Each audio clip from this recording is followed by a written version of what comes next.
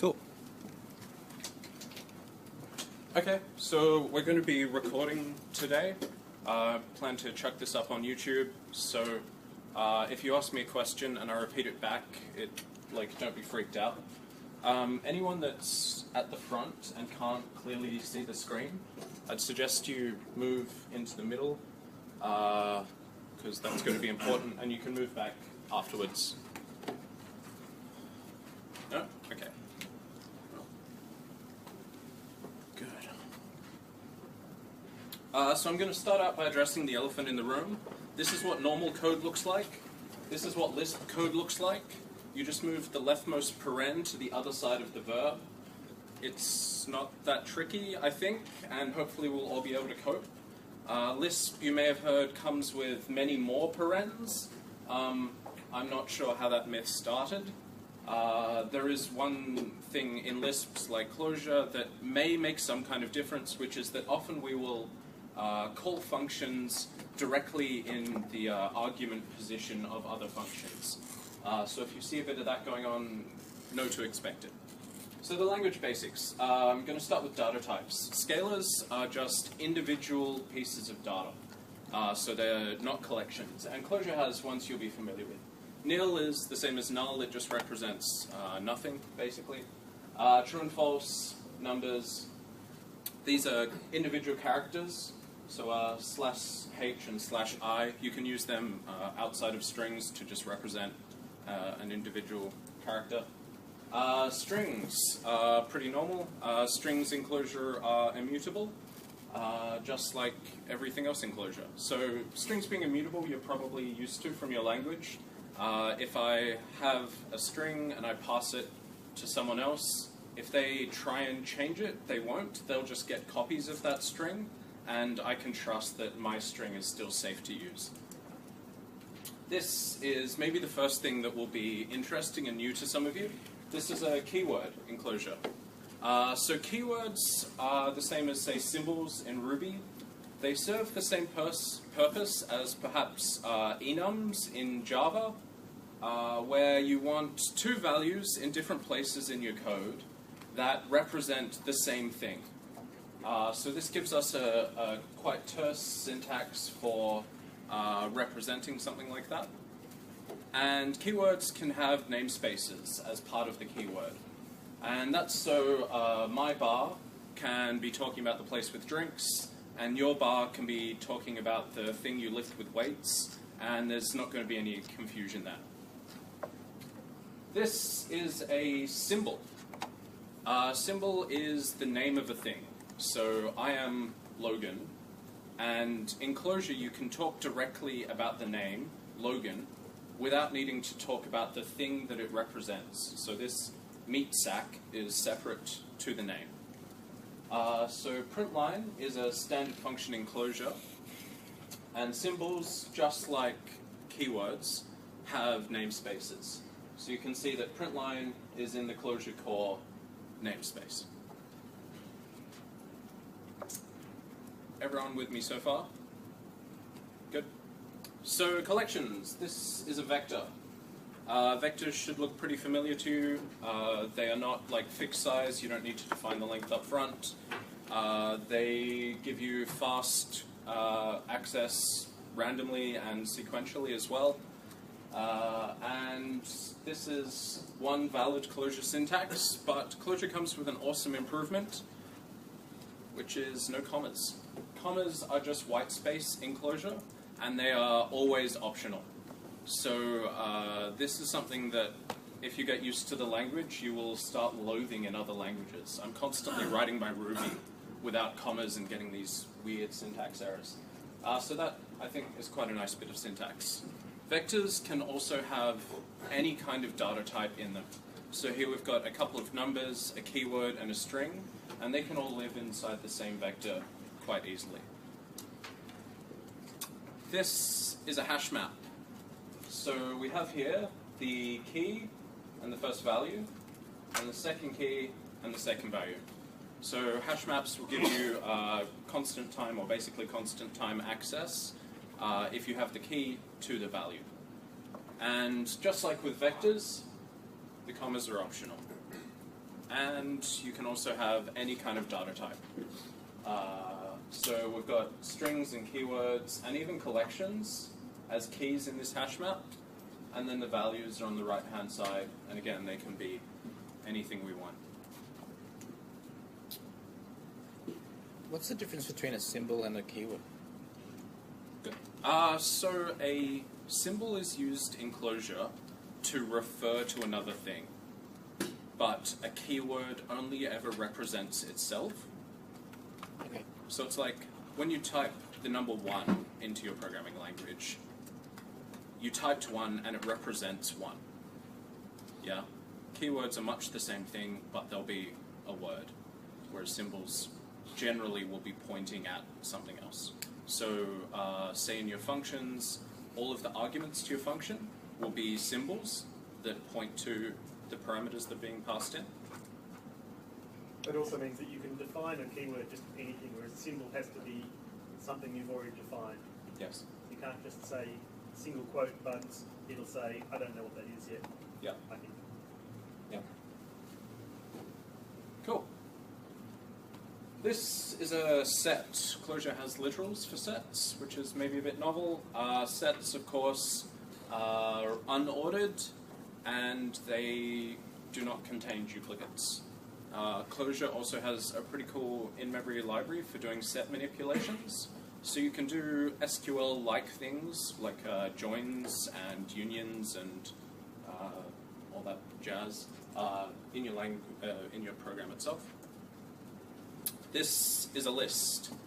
Lists are very much like vectors, but the implementation and some of the semantics are a bit different. So lists are an ordered collection of things. They can be heterogeneous as well, so they can have any data type in them. But they give you really fast sequential access and like linear time on random access.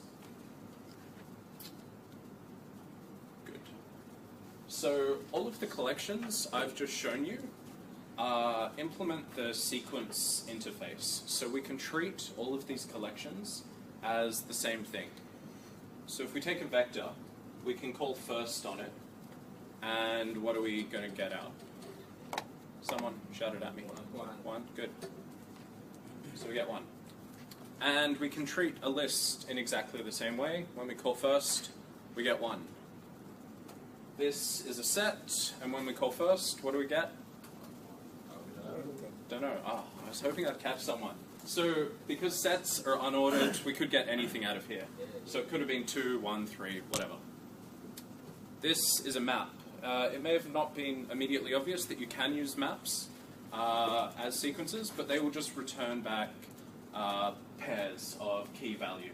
So when you loop through a map, you get the entities within that map. As a vector? As a... I think it's a vector. It'll either be a vector or a sequence. So when you're dealing with these data types in Clojure, if you're using a function that just treats the incoming data as sequences, then it will only ever return a sequence. So you might lose some of your like type information there, and it's quite common that you will then wrap those calls in a cast. Well, not a cast because it's untyped, but in a conversion back into the data structure that you want. What's the difference between a vector and a list? They have different performance characteristics and different syntax. So a vector will give you fast, like log n time random access and pretty good sequential access, but sequence will give you constant time sequential access and linear time random access. But the semantics are Largely the same. They're still ordered sequences. I think if you push onto a vector, it goes at the front, and if you push onto a list, it goes at the back or something. Other way around, right. So in practice, we basically always use vectors, but lists are important to the language because Clojure code is Clojure data, and we use lists to represent function calls. Or for lazy. Yeah, well, those are normally sequences rather than lists explicitly, but yeah. The actual type of that is a map entry, like a Clojure lang map entry. Okay. So it implements sequence. It looks like a sequence, but it's actually some other type. Cool. Good. Wouldn't that return 1? No. Set? The set? No. Because the set is unordered. In this case, it returns 2, but it could return 1, it could have returned 3. So if you just ran that on your machine, it totally could have returned 1. And I think for a set of 3 things, it would. But Okay. I just wanted to make the point that they're What unordered. about the map? Because I just typed in my table, it prints 1. Yep. Did it return the number 1, or did it return the... Well, the last example, like 1 and 1. Yep. So like a vector with Sure. just 1. So maps are unordered as well as sets, so you can't rely on what will be returned when you're iterating through them. There is ordered maps and ordered sets as well. Yeah, of course. Ordered sets. Yeah. If you do a tree I set, don't think there is ordered sets. you can do a tree set, and the tree set is ordered by sort order. Yeah, that's right. Cool. So I haven't covered all of the data types that are available in Clojure here. I've just gone over all of the ones that have a literal syntax, because I really like languages that do have literal syntax for things. I find that it makes your code a lot more concise, and you can express things in more the amount of size that that concept, I think, requires. So you can use sequences directly without using the literals. So here we're constructing a sequence which will contain the numbers 0 through to 9. So the range function is going to return back for us the sequence, and it gives us everything less than 10. But the cool thing about range and about sequences in Clojure is that they're implemented with only 2 operations on them. There's first and there's rest.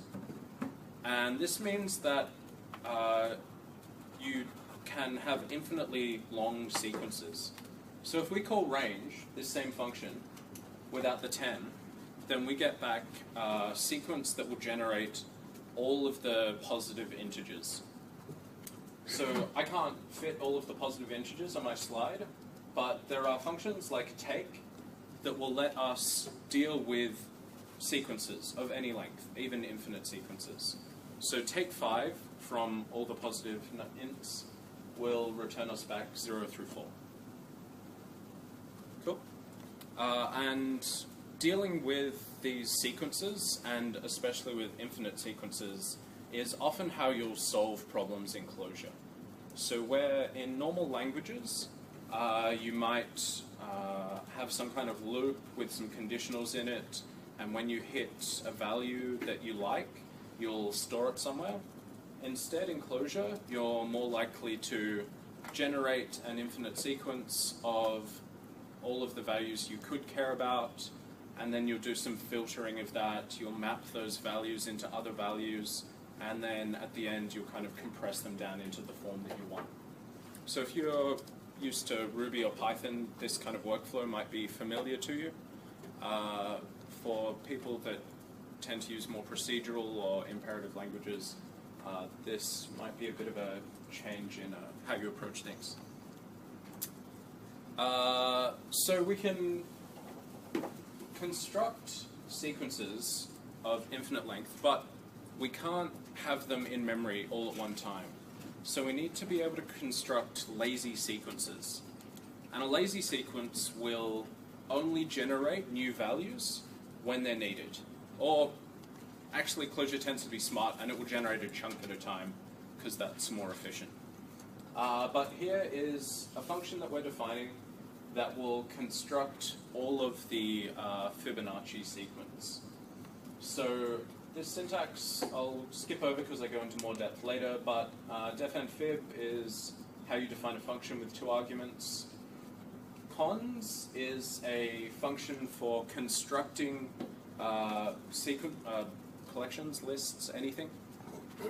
And then our call to lazyseek here will return back a rest that will be evaluated in the future. So in that way, we can use recursion here without needing to worry about blowing the stack. LazySeq will take care of that for us, and it's not going to kind of go off the loop. So functions, we've covered the crazy paren placement, and this is something that's maybe a bit different too. So Clojure doesn't have any operators.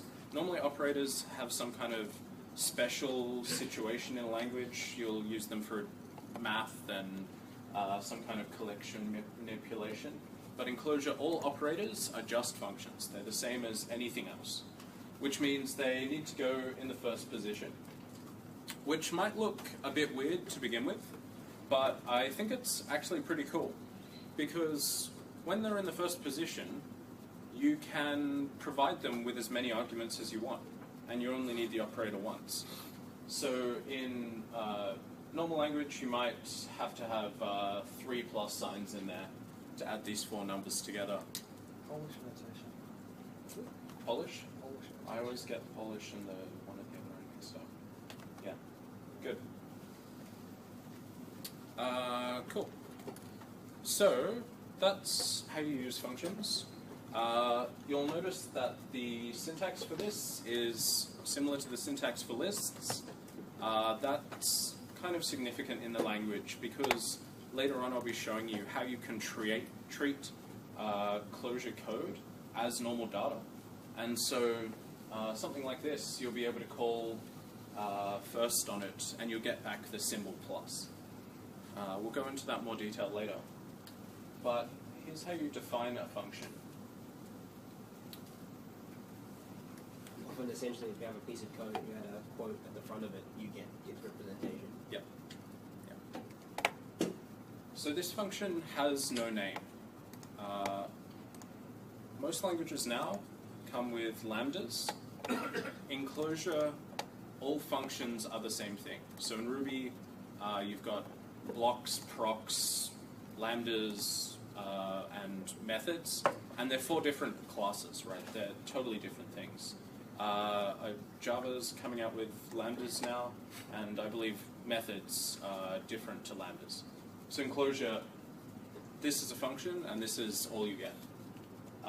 So here, we're calling fn, and we're passing it a vector of symbols. So these are going to be our arguments. And then after that, we've got the body of the function. So, of course, when we call this, it will just print out to the screen, print hello and whatever your name is. Cool. So this is not super useful by itself until we give it a name. So here is how you give things names. This will create like a top level name. And here we're saying host is the string ThoughtWorks. So any piece of data can be given a name in this way, and functions are just pieces of data. So we can pass a function in here, and suddenly we have the greet function. Everyone got that? Cool. So this is pretty verbose and ugly, and of course we don't ever do it in practice. Instead, we use defn. So this is the abbreviated form for convenience, but under the hood it's doing exactly the same thing. So functions and naming things are 2 simple ideas that have been decoupled from each other, and that kind of decoupling is going to be a recurring theme in Clojure. Often you'll see ideas that exist in other places, but in Clojure they will stand alone. Yeah. Cool. So because functions are just data, we can pass them to other functions. So here we have map. You might be familiar with it already. But map is a function which takes another function, in this case increment, and it applies it to every piece of data in a collection. So when we run this code, we'll get the same collection out, but all of the values in it will have been incremented by 1. Everyone good? And we can define functions ourselves that take functions as arguments. So here we have a function that creates a new incrementer. So this is constructing a function for us. So create incrementer will take in the amount that we want to increment by. So the function we saw on the last slide, inc, will always just add 1 to our numbers. This function will create a new function for us that will add whatever we want to numbers. And so we define how much we want to add up front, and then later on it'll take in the number and it'll add the number to the amount we want to increment by. So if we use this in the example from the last slide, instead of incrementing by 1, we're going to increment by 7. So we get 8, 12, 16. Is everyone cool with that idea? Good. So I wanted to show you some of Clojure in the real world. I've basically covered the language core there. And I wanted to give you a taste of how Clojure will look like if you're doing it in a real application.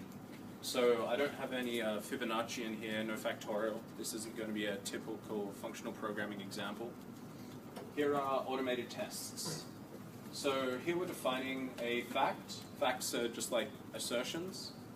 And we're saying that this code, when it's run, should split a/b/c into the vector ABC, all the strings. And you'll notice here that the testing framework has defined this little bit of syntax which represents a return value. So that little arrow symbol is quite commonly used in examples to represent what's been returned. You would have seen it on my previous slides. But because of Clojure, this testing framework has been able to use that to make the code a little more readable, I think. The example below it, I think, is even cooler. So here we're defining a tabular set of tests. To do that, we give it a descriptive name up the top, but then we put placeholders in our expression. So these are the rules for game of life, and the alive function needs to know what the cell currently is at, alive or dead, how many neighbors it has, and then it will return what the cell should be in its next life. So these placeholders we then use as headings for the table, and then each row is going to be passed into this expression up here, and it's going to be tested. So if we have 4 neighbors and we're alive, we should die. And any of those rows that don't pass will be caught by the testing framework and will be printed out to us saying that they failed. This is some SQL. It's not raw SQL. We're using Clojure data structures to represent a query. And that gives us a bit more power because we can define relationships up front. So this block in the middle is defining a one-to-one relationship between addresses and users. And then in our query, we can refer to that relationship, and that saves us writing some join code, basically. So the thing I wanted you to take away from this is that the Clojure code in the real world is quite concise. You're not going to have to deal with verbose APIs. And the JSON API is a great example of that. So this is pretty much all you'll need to use for JSON, I think. Generate string and pass string. And this will take Clojure data structures, which are basically a superset of JSON, and they will transform it into a JSON string for you, and then you can reverse it and get them back out. Clojure is a dynamic programming language, of course, and that means that when you're dealing with data from the real world, you'll often avoid some of the cumbersomeness of a static language, where you'll have to convert everything.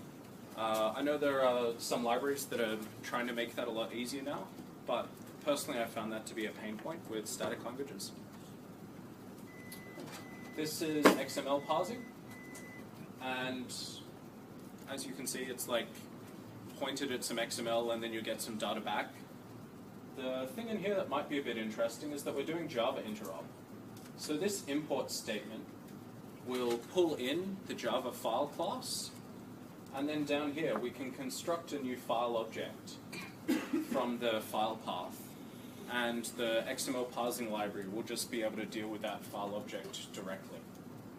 And it's, I think, a bit funny that Clojure's Java interop is actually more concise than Java itself. So back from this, we'll just get a set of nested maps and vectors, and we can use standard functions for looking into those. So in our calendar, we can pull out the event Rover's birthday. For generating XML and HTML, there are a number of options, and Hiccup is one of them. I quite like Hiccup. The syntax for it, well, the API for it is just the HTML function, basically. And so once you know that function exists, it's just a matter of knowing the data format that it expects. And that is, it wants the tag name map to represent the attributes, and then whatever the content is. And so because this is just normal Clojure data, because we're not using any kind of templating or fancy generators, we can use Clojure code in the middle of it. So here we're doing a for loop to generate a number of li elements.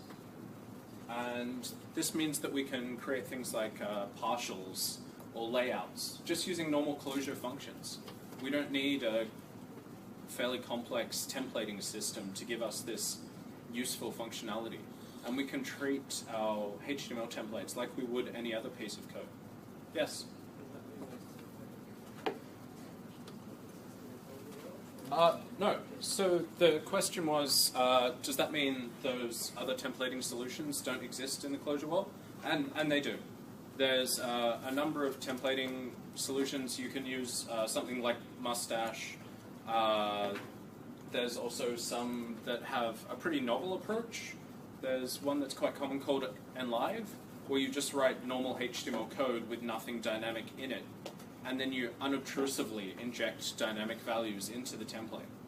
So this happens to be one library that I like, but Clojure's quite mature. It's been around for about 6 years now, and so there are a number of solutions for all of these things. And because Clojure runs on the JVM, you can also very easily jump down into any Java libraries that you like.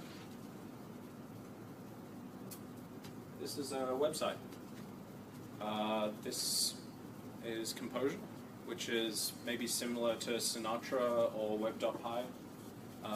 Here we're just doing a basic Hello World example. And this is maybe a good example of what I was talking about in the beginning, where we've been able to define things like routes, GET requests, directly in Clojure. So we don't have to construct a class and then by convention say that each of our methods, each of our public methods is a route. We don't need to add annotations and stuff. So we can write code that's, I think, a really good domain-specific language for what's going on here.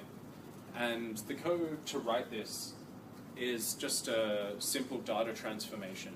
So there's no reflection going on. There's none of the kind of monkey patching hackery that I've come across a lot. And again, it's quite concise. How are you going to deploy this one? So Clojure deployment of web applications tends to, well, you can use anything that you could for Java. I tend to wrap my code up in a single jar, an Uber jar with all of its dependencies, and use an embedded Jetty, and then I've just got like one command to run it. But there are application servers for Clojure. There's one called a Mutant that's getting quite popular, and I think that's based off JBoss. I haven't used it, but all of these things exist. And there are standard interfaces into the servlets API, and so you can have an existing Java deployment that you can plug some Clojure code into, and the wider system doesn't need to know. Also, for deployment. Yeah, and it works on Heroku, which is pretty cool, I think. So it's like one line to, configure your Heroku app to be able to deploy, and then you get free hosting as long as no one visits your site. So on the next slide, there's going to be a wall of code, but I'm going to explain what this does. So these three sliders adjust the red, green, and blue channels of this square of color on the right-hand side. So it's a moderately complex app, and this is the code that you need to implement it. So this is using Seesaw, which is a GUI framework. It uses Swing under the hood, but I think it provides a much nicer interface to it. So here you can see we're using horizontal and vertical panels to lay out our sliders. Update color down here is a callback, and then we're using the code at the bottom to kind of glue everything together. So even though this fills up my slide, I think it's probably quite a concise representation of the small app that we had.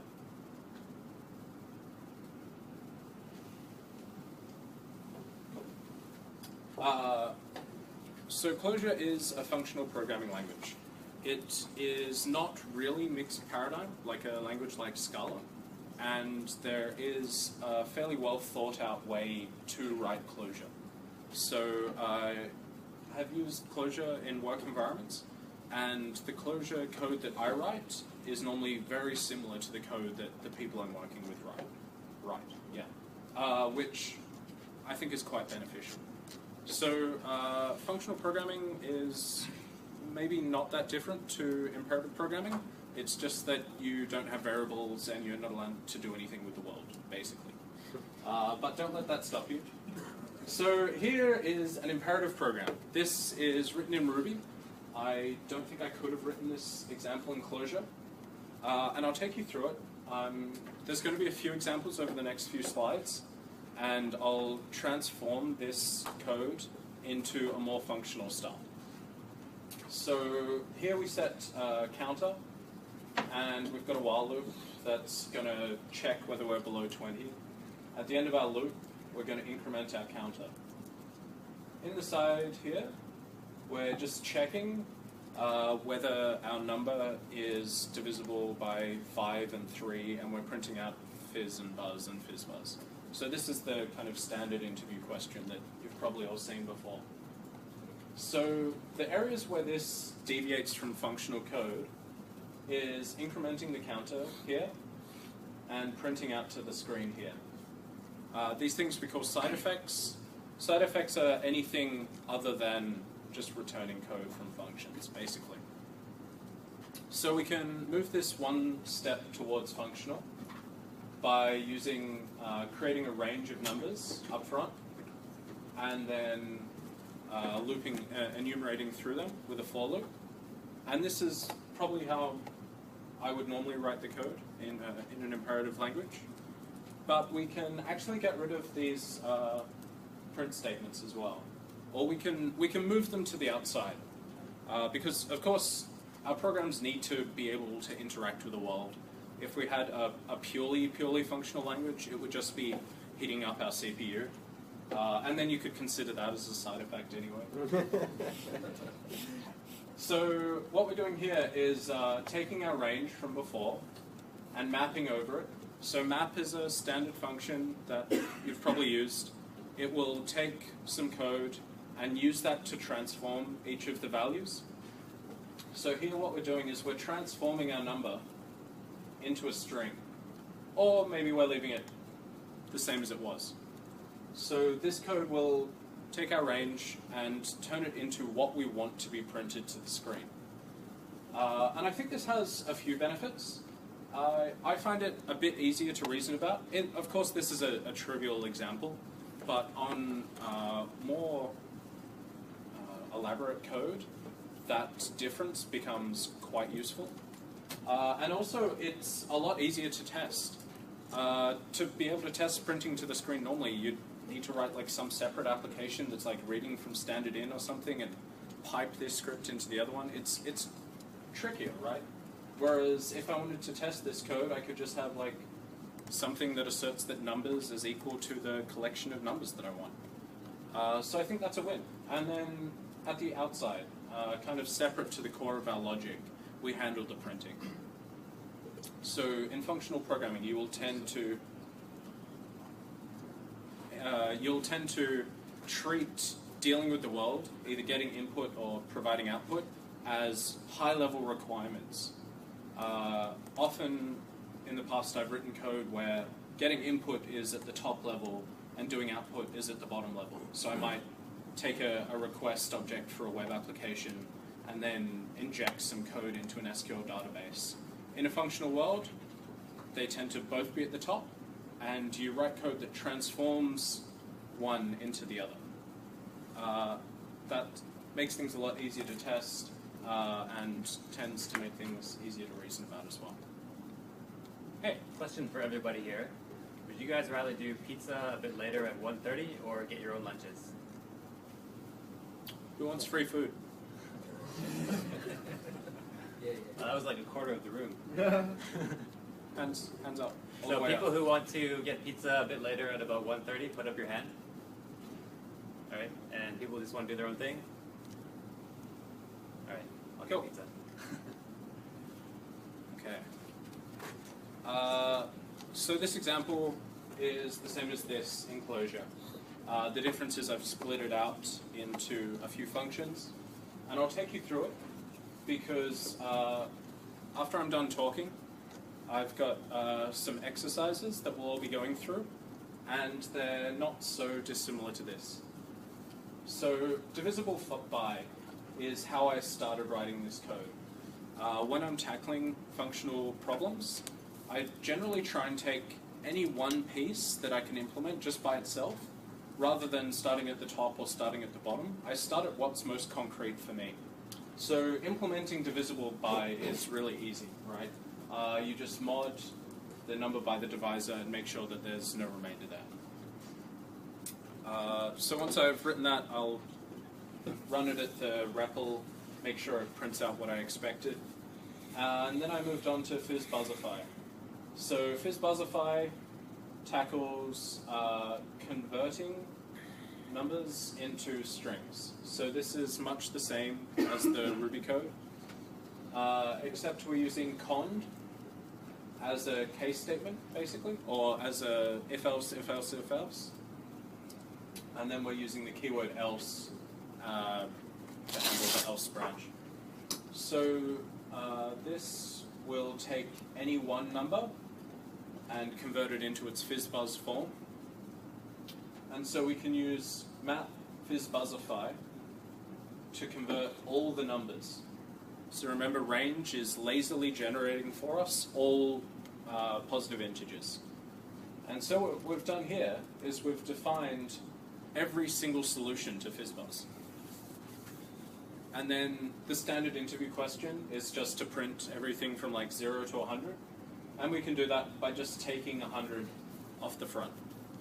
map_v println. map_v is just going to force the execution of this. Map in Clojure is normally lazy. It's worth paying attention to that. I've written it in the notes. Map being lazy is one of the things that's very handy, especially for transforming lots of data, more data than you could fit in memory. But it also tends to not be obvious when your code's not doing anything and you're like, what? So map_v will just force the code to run, and we're going to print everything out to the world. Does anyone have any questions about this code? Yes? Stupid question, make sure I get it right. map_v has human vector. Yes, it does. So vectors cannot be lazy. Only abstract sequences can be lazy. So yes, by converting this into a vector, we force it to run.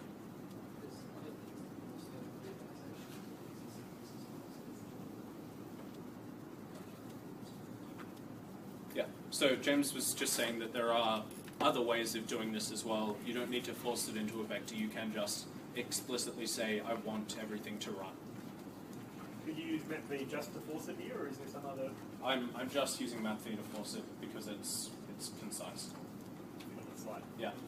The question mark, what does it mean after? Ah, yes, good question. Okay, so I've just been asked, what does the question mark up here mean? To Clojure, that question mark means nothing. Clojure is very liberal with the symbols that you can use when defining your functions, or defining your names, sorry. And so the question mark, it's just like, whatever, man, it's just another character. But by convention, in the Clojure world, just like in Smalltalk and Ruby, we use question marks to represent functions that will return true or false. And we normally use exclamation marks to represent functions that are going to do something to the world. They might destroy the data that's passed into them, but exclamation marks tend to be like, be careful of this function. So that's two of the conventions that you might see throughout the Clojure standard libraries, and also in the code that I'll be showing you. So that was the basics of the language, I guess, and hopefully now you've got a taste of what Clojure code looks like. I wanted to take you through some of the things that you can use to learn more about Clojure yourself. So there are a number of great websites. The Clojure.org website itself is maybe not great for reference material because it doesn't have examples or comments, but it does have Rich Hickey, who was the author of Clojure, going through and explaining a lot of the decisions that he made and the trade-offs that have been made. So when I was first picking up Clojure, I wasn't used to working on the JVM, and that really bothered me. But Rich Hickey makes the argument that the JVM gives us access to a huge body of existing code, and the JVM itself, rather than the Java library, has been very highly optimized. So the just-in-time compiler is like world great, right? And so to construct a new language that didn't reuse that platform, or a platform like it, would really be setting you back decades. So the Clojure website will explain a lot of those things. If you find parts of the language frustrating, this might help you to better understand them. Clojure Docs is my go-to place for reference material, especially for the examples. Under each function, there will normally be several user-submitted examples, and I find they help a lot more than the long-form prose. I would particularly like to recommend the quick ref page. This takes all of the standard functions that are in Clojure and groups them into headings and subheadings. So say there'll be like all of the flow control operators. The quick ref page will show those to you in one small group. And so it's a really good place to go to discover new things that you didn't already know the name of. Clojars is the project hosting site. So you'll tend to go here when you're looking for a library for something. I quite recommend this validation library. It's well written. And so projects in Clojure will tend to be done using lining in, which I imagine most of you have installed. Lining in will handle dependency resolution, and it will also allow you to do things like bundle up your project into a package which you can then deploy. Clojure Doc is one of the newer sites. It's focusing more on long-form guides and tutorials. It's growing, it's quite active. But if you want some help getting like Emacs or Vim set up, this is where I would go to. I learned from coming here. There was a lot that was kind of going on in the community, and this is pretty up to date. So I'd recommend checking it out. It will also go through many of the things that I'm going to talk about today.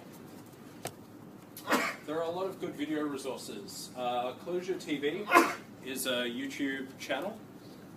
It will have a lot of conference footage from the various Clojure conferences, and way back in the past, it will have all of the introductory Clojure videos. So this is when Rich Hickey was first trying to sell the language, and so it goes into really great detail about the things he's done, the trade-offs that he's made, the reasons why Clojure is the way it is, like why did he choose to do a Lisp, why is it dynamic. So I found those videos invaluable. There's also InfoQ. you're probably used to this for normal conference video. There's a lot of Clojure stuff up there as well. There are a number of books. I would recommend probably going with the more recent ones, just because the code examples will probably be accurate. I haven't read any of these newer ones, so I won't make any recommendations, but there's Clojure Programming, Programming Clojure, don't get those confused, Clojure in Action, The Joy of Clojure, Practical Clojure, and this last one doesn't advertise itself as a Clojure book. It's meant to be a general introduction to functional programming for object-oriented programmers, but I found he spent quite a lot of time going through the language Clojure so that he could use it in examples. This also has the best introduction to monads that I've seen, so I will recommend this book. This talk, Simple Made Easy, is, I think, Rich Hickey's masterpiece. You should watch this talk. You should watch it like probably later today, and then again tomorrow, and then maybe in a week as well. He kind of lays out here how he feels that software development should be done. It's not particularly about Clojure, but understanding what his vision for software development is, I think will help you understand how Clojure the language fits into that.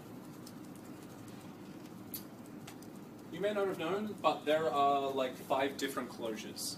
So we'll be working with Clojure for the JVM, but there's also a project called ClojureScript, which compiles Clojure code down into JavaScript.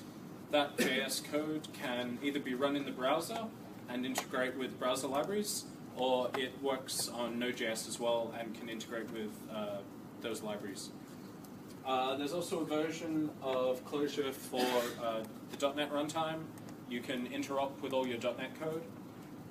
This is, the bottom 3 are not like official implementations, but they are quite active, I believe. Clojure Pi is apparently really nice, and you can get into your Python code, which is pretty handy for like getting into NumPy and SciPy. And Clojure Scheme is the last one. I think this is maybe the least mature of them, but the cool thing about Clojure Scheme is that you can compile your Clojure code to Scheme, and then you compile your Scheme code to C, and then you can compile your C code to like raw binaries. So if you want like code that looks nothing like what you wrote, like that's the place to be. Thanks very much. Does anyone have any questions? And a comment on the list of places. The Clojure cheat sheet is also very useful. Okay. I think the link from Clojure.org, it just takes you to Clojure Docs, but it's a one page with the things you might want to use categorized by. Yeah, it's that one. Cool. 2 pages. But if you have it online, it's got tooltips. Yeah. The printed one doesn't do tooltips. Yes. You mentioned you have some samples or some paper. Yes. Yep. Okay. So now I'm done talking, and my plan up to lunchtime is that I'll give you some exercises to work through. So these are all printed up. There should be a copy for everyone. So there are 2 piles. There's problems and cheat sheet. So you should all be on the Wi-Fi. The cheat sheet will give a pretty concise list of functions that should be helpful to you today. But if you want the full description and you want examples, visit clojuredocs.org. The problems, the ones on the left, we'll do before lunch, and then we've got the game of life for later on today. Hopefully you guys will be able to get through these, but these are not totally simple problems. I wanted you guys at the end of today to be able to write like maybe some real Clojure code. So there are other resources if you find these a bit too taxing. There are the Clojure Koans and the For Clojure website, which will take you through in smaller steps. But if you have any trouble, we have about 5 people here today that can help you out. So if you're one of my helpers, can you stand up? So this is Corny, James, Brady, and there's another guy, Andy, who should be able to answer some questions. Please, if you get stuck for like more than 5 minutes, grab one of us and we'll come over and try and talk you through it. If a lot of people are getting stuck on the same things, I might stop everyone and I'll open up a console and run you guys through some ideas. Cool. So come up here. If you don't already, set yourself up with a name tag. Grab one each of these. If anyone's into pair programming, try and grab someone to pair with. If you don't know anyone, please come up and waft around me and I'll pair you up with someone. Good. Go.